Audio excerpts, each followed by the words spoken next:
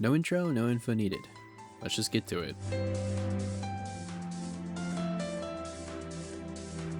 The Vinquibus has the exact same farm as Uriel. Do this India, get to Uriel, and kill him over and over until you get the parts you need.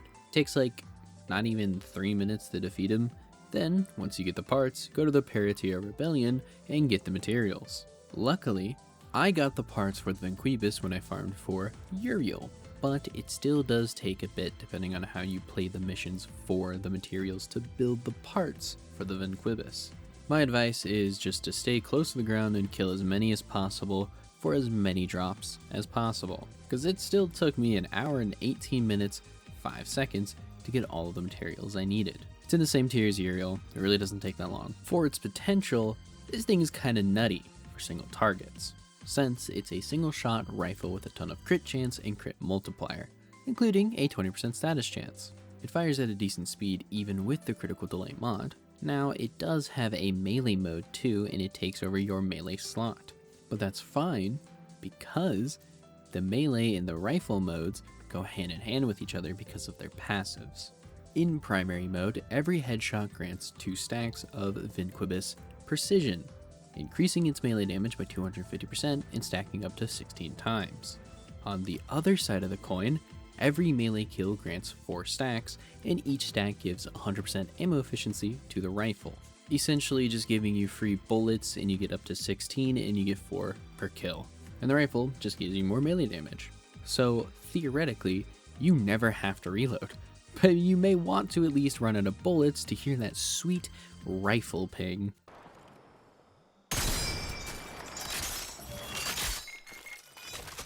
Since the weapon also takes up your melee slot, you can mod it separately, modding it to melee and modding it to rifle, and then using both interchangeably.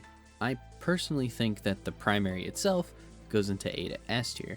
Mainly A because it's not a room clearer, but it can sport a lot of single target damage. Unless there's some wacky single target rifle explosive build that I don't know about, it stays in A. Or gas build. There's probably some gas build out there too. I do want to keep using it though. But the melee version I'm not so settled on. Technically, we're not doing melees right now unless it's a prime weapon, so as a brief thing, its melee stance comes with some wide sweeping attacks and some pokes, but overall, just about hits one guy unless you stand still and swing, then it does the wide sweeping attacks. But who just stands still and attacks? And its block combo smacks the ground and shoots, which does way less damage than actually shooting the gun. But it does attack fast, and I think you can just kill 4 people pretty fast for its passives. The melee mode goes into B tier.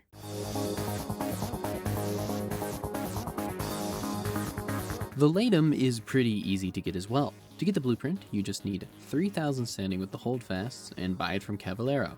Then, you just need to do 1 tier 5 bounty to get 5 Void Plume Quills, or do one of the other various methods to get some. The other materials are just some Void Gel Orbs, some Ferrite, and kill 1 Void Angel.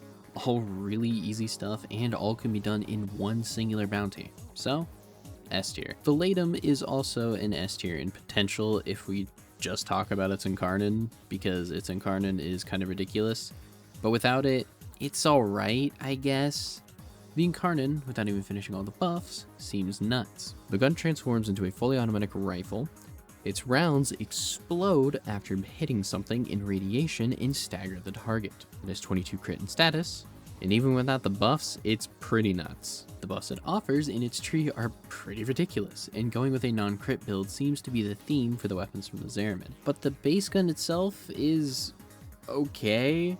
It really doesn't do a lot of damage. It has 22 crit and status chance, but obviously you're going to want your crit chance to go down, so that doesn't really matter. It just doesn't do a lot anyway. It fires pretty fine, it's a hit scan, but just doesn't do enough to warrant not using the Incarnon. Unlike the Felarx, where the Felarx itself is pretty nuts, but the Incarnon sucks. However, I am almost pretty much sure that even without using the Incarnon, the buffs you get from the Incarnon tree will make the base gun even better as well. So, S tier with the Incarnon, D without it in any buff, but with the Incarnon buffs, I assume it's going to be a B to A gun. Overall, I'm just gonna put it in D, because I don't like talking about Incarnins, because Incarnins kind of just make guns overpowered anyway.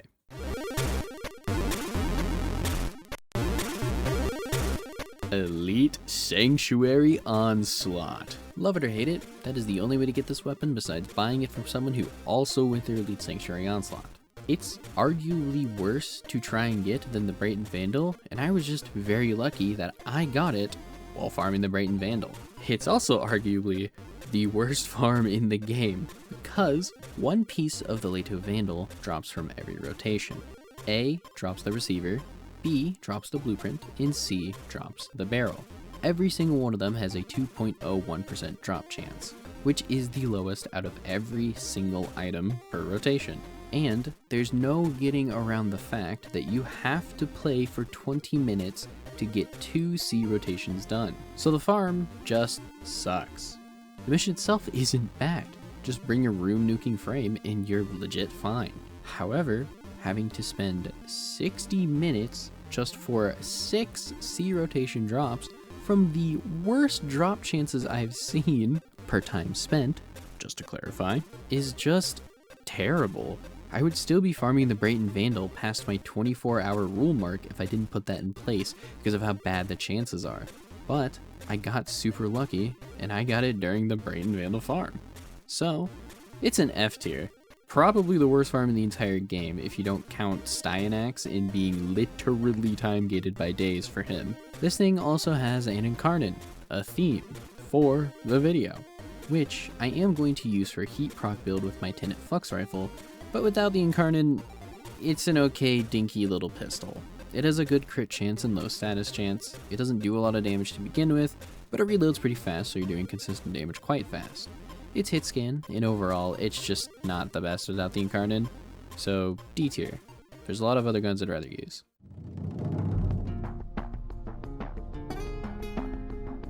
The Onos drops from the same farm as Dante, the disruption node on Deimos, dropping on the B rotation with a 5% chance.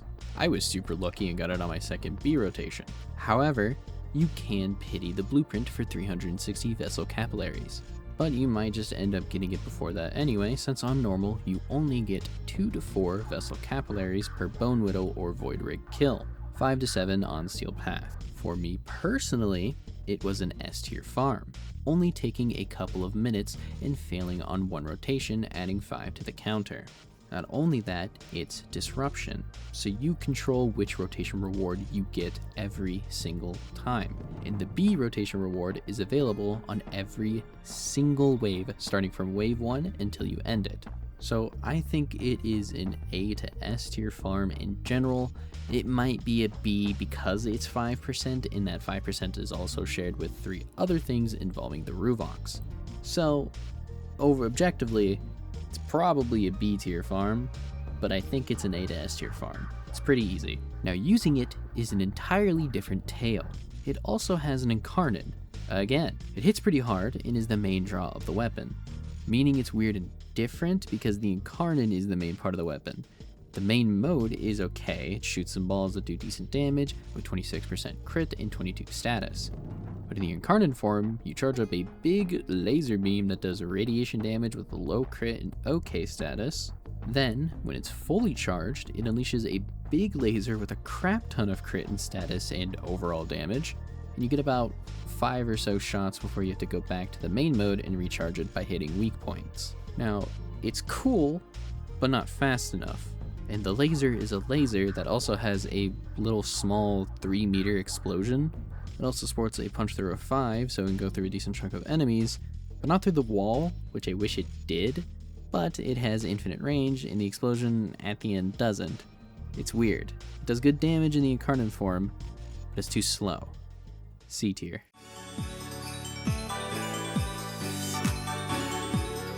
You just hope and pray Barrow has it on the Friday or Saturday that you play the game. That's it. It goes and it depends. Now, they are a pretty decent dual pistol submachine gun. They have a good crit and status chance. It fires pretty fast to compensate for the low damage that they do. They're not hit scan, deal with projectiles, but they are quite fast, so it doesn't particularly matter. Unless, you know, you're trying to snipe with 2 submachine guns. They can run out of ammo pretty fast if you don't use an ammo mutation mod, because it does take a couple seconds to kill some things. Now, compared to its normal counterpart, it is pretty much better in every way. Although overall, nothing about it stands out and nothing about it is offensive. It's a textbook definition of mid, so C to B tier. Do what you want with them.